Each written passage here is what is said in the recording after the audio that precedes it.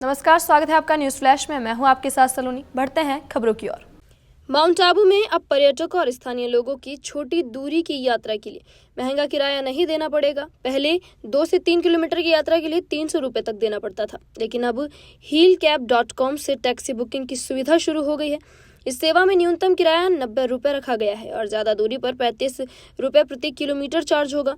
इस पहल से पर्यटकों और निवासियों में खुशी है। यह सुविधा दीपक सिंगला और नवनीत बंसल के प्रयासों से शुरू की गई है। अब माउंट आबू में भी बड़े शहरों जैसी कैब सुविधा उपलब्ध हो गई है।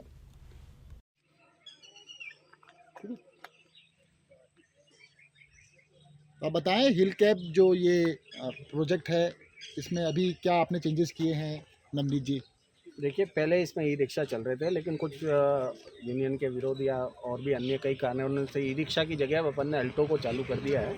और सबसे बड़ी बात है, ये अल्टो उसी रेट में है जो ई रिक्शा जिस रेट में हम चला रहे थे, उसी रेट में अल्टो की सुविधा हमने जनता को दी है, ताकि आम जनता और टूरिस्ट को ये फ़ायदा मिल सके।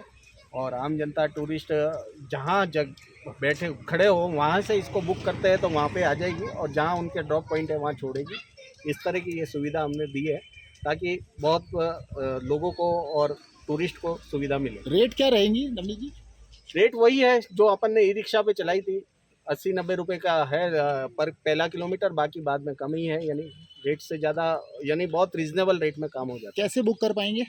ऐप के थ्रू बुक कर पाएंगे। ऐप में मिनी कार आप देखेंगे तो मिनी कार के नाम से आएगा इसके अंदर, तो आप उसको बुक कर देंगे। पुराने वाले डेस्टिनेशन, हाँ वही ऐप में सेम वही ऐप है, सेम चीज़ है, सब चीज़ सेम है, सिर्फ ई रिक्शा की जगह अब अल्टो है। प्राइस भी सेम है, करना कैसे है बुक वो भी सेम है, सब कुछ सेम है जी। टाइमिंग क्या रहेगा? टाइमिंग सुबह 6 बजे से रात को 12 बजे तक हमारी चलती है सुविधा। और अगर कोई पहले बुक कराएगा तो हम बाद में भी दे सकते हैं सुविधा, रात को 12 से 6 के बीच में भी दे सकते हैं। ई रिक्शा की व्यवस्था क्यों बनती है? देखिए, ई रिक्शा में यूनियन का विरोध भी था, कुछ 3 व्हीलर्स का उसमें, और फिर मैडम का भी ये था कि एक बार हमारे पास कोई स्पष्ट गाइडलाइन नहीं है, तो उसके बाद गाइडलाइन आएगी, उसके बाद हम इसी के ऊपर विचार करेंगे। ये बात। अभी तक के लिए इतना ही और खबरों के लिए बने रहिए न्यूज फ्लैश के साथ। नमस्कार।